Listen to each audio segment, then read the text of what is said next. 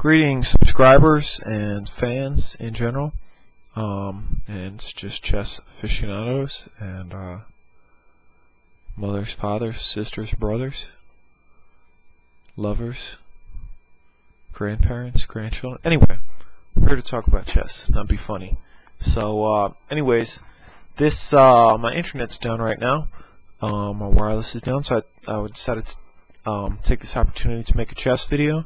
This is from the 85th annual Western Mass and Connecticut Valley Open. Supposedly, according to their propaganda, it's the largest running trophy tournament in the United States. And guess what? I got the trophy, #1. And this is round 3. Kind of pivotal game. My opponent and I were both 2-0 at this point. And I'm going to run through, really the critical point is at the end game. This is a game I won, which should have been drawn.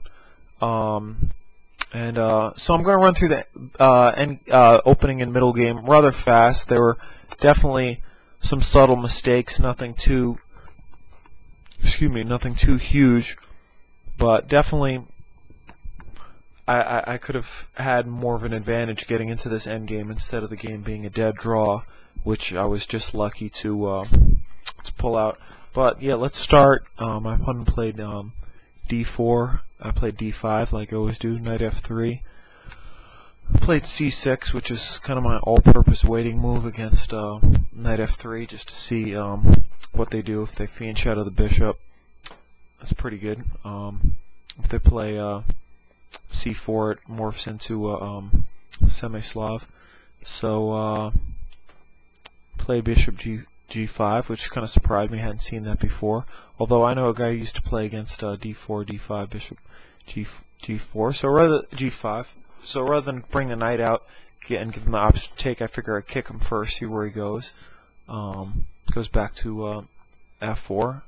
Bring my bishop to the mirror position. He plays e3, knight f6, bishop d3. I'm going to put infinite analysis on.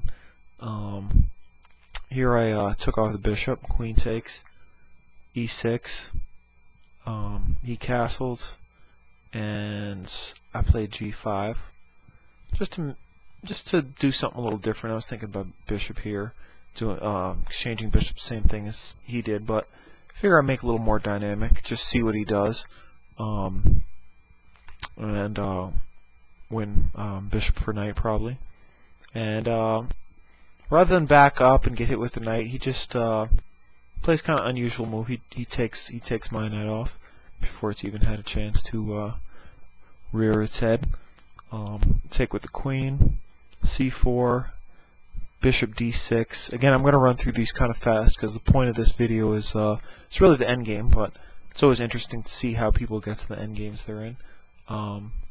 He plays c takes d, e takes d, queen f5. I had to think for a while here.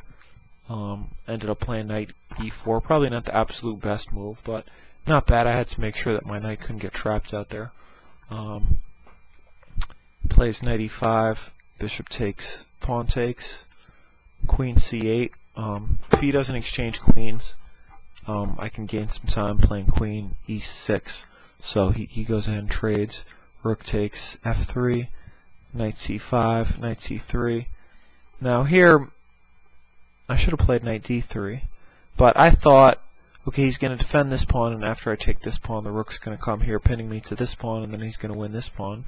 But after that, I can bounce back to c4, try to visualize all that, here, here, here, and then I'm hitting another pawn, so if he takes this, I'm going to take this, hitting this rook, although it's really complicated, because then he's got his rook on the 7th, so I kind of copped out, and I played b5. Just, now the threat is real, so unfortunately for me, he blocked that. And I'm going to go through the rest moves rather quick. I played h5, he played e4.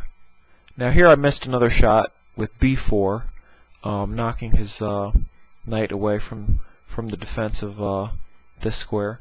So that would have been a good move, but instead I just played d takes e, knight takes, pawn takes, king e7, rook f6, c5, king f2, c4, king e2, g4, rook d5, b4, rook b5, rook b8. Just gonna gun through these kind of fast. So this whole time it's been kind of drawish. Here the computer says I have a slight edge. I should have checked with either c3, or I should have taken this pawn instead of play g3. He played a3, c3. So now I just go for it, bring my rook up, attacking these pawns. He checks, and we get down to a real drawish looking endgame. Rook f3. Now here, I thought for a long time, I figure, okay, I can move my rook along the c file. If he takes, I'm going to get to these pawns first. Probably going to queen first, but it's tricky. And if I move my rook along the c file, he doesn't have to take right away. He can start pushing this pawn first. So it's probably still a draw. But it made me kind of nervous. And then another option I thought of was moving my king over, tempting him with a check, winning my rook, then pushing this pawn. I chase it, he wins this pawn and gets over here first. So I had to calculate quite a bit here, which I'm not going to say I don't enjoy it. I enjoy it, otherwise I wouldn't play chess. But, you know, it's always fun when you got a nice 2-3 move combo knockout. And in the end game, you know, you really got to calculate. There's no ifs, ands, or buts about it. So I calculated about like 12 moves deep, I think, that if he checks me, I'm going to move over. If he trades rooks and then pushes this pawn, I'm going to have to chase it and win it. He's going to come here first, and he's going to get to the pawns first. But I'm going to get, if he goes for this pawn, I'm going to get this pawn, and I'm going to be closer to queening. Now, he can avoid all that and just like lock me in the corner, or he can run his king up here. He can just run his king up here and refuse to move.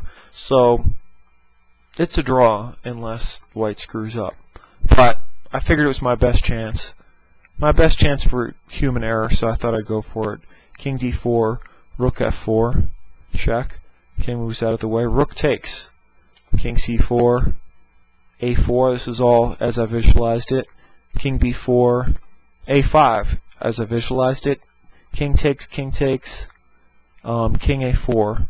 Now here, if white wants to draw, all he has to do is maintain the opposition.